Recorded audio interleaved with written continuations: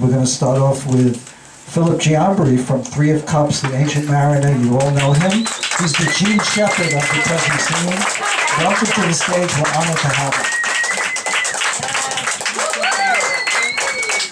Thank you, thank you. I have two pieces. Next month will mark the 107th anniversary of the Triangle Shirtwaist Factory fire, where 146 people died in just 18 minutes. It was the deadliest industrial disaster in the history of New York City. They died from fire, smoke inhalation, or falling to their deaths because fire truck ladders only reached up to the 5th floor then. Most of them were Jewish and Italian immigrant women, aged 16 to 23. The oldest was 48, the youngest was 11. The managers locked the doors to the stairwells and the exits to prevent pilferage and unauthorized breaks. Many of the workers jumped from the 8th, 9th, and 10th floors. That fire led to legislation requiring improved factory safety standards and helped spur the growth of the Ladies Garment Workers Union, which fought for better working conditions for sweatshop workers. That factory was located on Washington Place, just blocks from here. Associated Press, November 25th, 2012, Dhaka, Bangladesh. 112 people were killed in a fire that raced through a multi-story garment factory outside Bangladesh. Associated Press, May 13, 2013, Savar, Bangladesh. Following the collapse of a Bangladesh garment factory building, the death toll has reached 1,127, making it the worst disaster in the history of the global garment industry. During the Great Depression, my mom had to quit school at 17 to work as a seamstress in a sweatshop. She eventually worked her way up to a job in a union clothing factory, thanks mostly to the Japanese bombing Pearl Harbor. Looking back at the terrible working conditions, it seemed now the only difference between a clothing factory and a sweatshop was that one was a legal business with union representation and the other wasn't. Conditions are appalling in both environments, although agreeably a bit worse in sweatshops. To me, it was just mom's job. The Amalgamated Garment Workers Union values only tailors as union members. They're exclusively men. Women are regulated to machine work for the length of their careers. Union shop stewards tell members who to vote for in all the elections, from union locals up to presidential races. They watch as you vote in the shop, and you vote the union ticket or you suffer the consequences. Mom, like most women, goes along with the program, keeps her head down, pushes pants through the machines. Violence is common during elections in the shops, but is relegated mostly to men. Women keep their mouths shut and their head down. The young man can start as a bundle boy, carrying bundles of clothing to the female machine operators. If he's sharp and/or has connections, he'll become an apprentice tailor in a few years, and if he's stamped okay by the union and the other tailors, his career is made. Women have only two options: push clothes through the machines until they either quit or they die. Sewing machine operators are paid piecework. That is, they're paid for each piece of clothing they complete their portion of the job on. Mistakes are costly because they have to be corrected. That cuts the production time for the day. During World War II, Mom works at the Philadelphia Quartermaster Depot, sewing linings and heavy Army wool coats. Dad picks her up after work every day in the cab he's driving, and they load all of her mistakes in the cab. We spend our family evening unstitching mistakes so Mom won't lose time at work. She learns quick and she works hard. Over the years, she changes jobs often and progresses up to a coveted position as a braid stitcher. Braid stitchers sew the shiny satin stripes on the side of men's tuxedo pants. It's a 4-part operation, sewing 2 sides of 2 braids, considered one of the better positions in the factory because it pays a higher piece rate.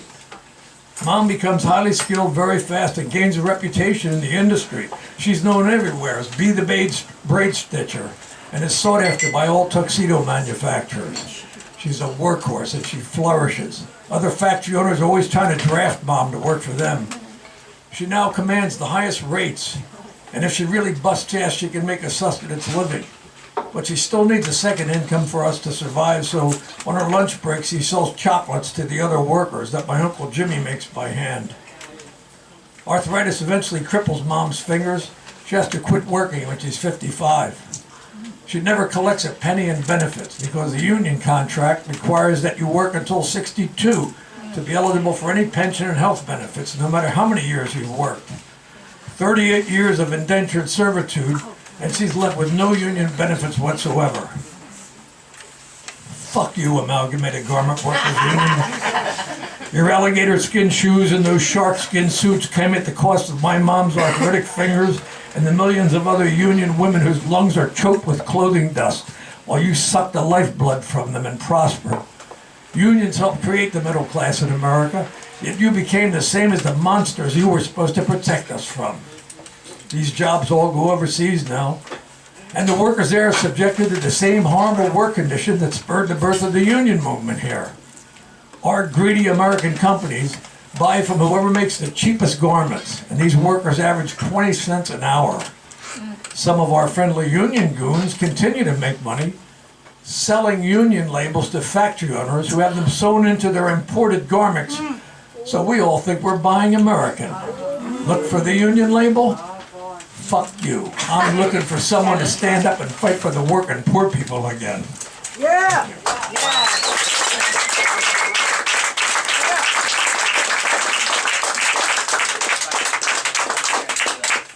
You know, there's always that guy in the bar who's seen it all, done it all, knows everybody famous. Well, tonight I'm that guy. During the 50s, I'm thinking our Druid commune on Thunder Hill is going to be a safe haven from the Cold War terror sweeping the nation over this atom bomb stuff. You know, kids hiding under school desks to protect themselves from fallout. Really, we did that stuff.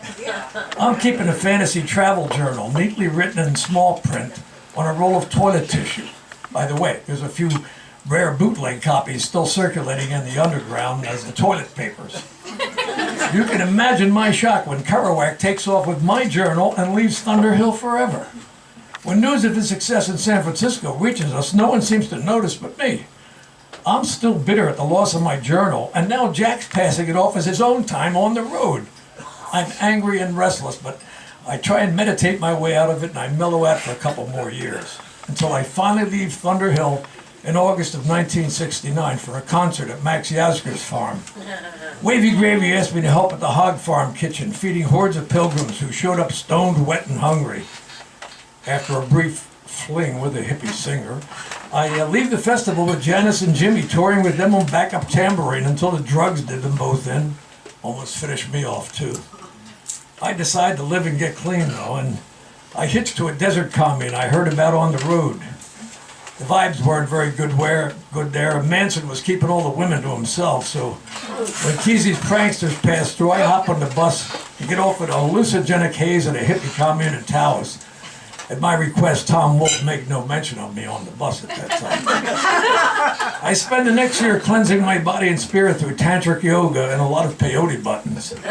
Peter and Dennis arrived the following summer with the Easy Rider crew, and I leave with them for New Orleans. Next thing I know, I'm waking up with two ladies in a cemetery after a long acid trip. The Marine Corps gets me clean again, but I came back from Nam with a noticeable limp, a couple of medals, and a bad attitude about the damn war. At a peace rally in D.C., I hooked up with an old lover and found the sexual electricity still there. I convinced her to join me on a peace mission in North Vietnam, and our relationship was really deepening and going well until that damn Haynor Jane publicity wrecked her career overnight. And she hasn't spoken to me since. I leave the movement and I move to Hollywood, where my modest hair salon becomes an overnight blockbuster when Warren played me in Shampoo. Beautiful women flocked to my shop until the National Empire published that old Village Voice picture of Travolta and me embracing at the Stonewall after the riot. It was so long ago. You know, we'd met as young men in the village. After a brief fling, we remained friends for years until I realized he borrowed my choreography for his moves in Saturday Night Fever. I quit Scientology, and I haven't spoken to him since then. Polanski convinced me to escape to Paris with him, where we're hanging out with Richard Harris and drinking heavily. Harris drags me off to Ireland for the Euro release of MacArthur Park, but he splits a couple weeks later when I join the IRA.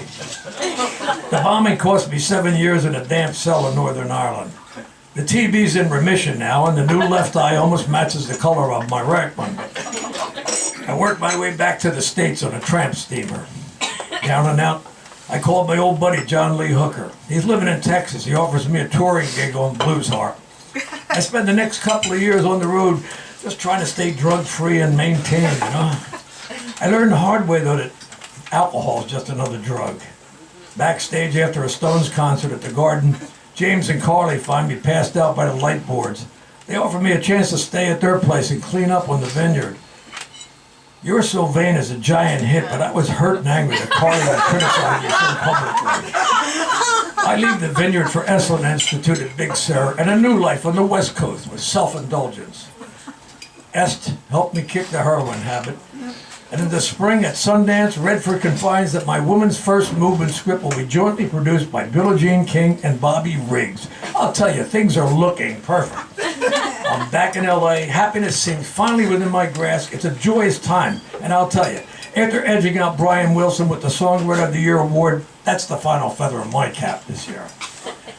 The publicized breakup with Cher was devastating. So I split for New York, mending my broken heart at Plato's Retreat. After 2 climactic years, I realized that sex is not the answer either.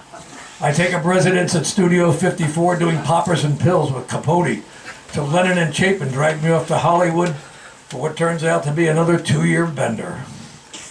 Belushi's death hits me hard. I leave show business for a bit with a stint as an Amway rep. Working up with my buddy Cato's to get away from it all. O.J. Barr's my white Bronco. I never see him or the damn Bronco again. Severely depressed, I leave L.A. and months later, I'm in a methadone clinic in the East Village. Panhandling on St. Mark's Place, I run into the woman destined to change my life, Melanie.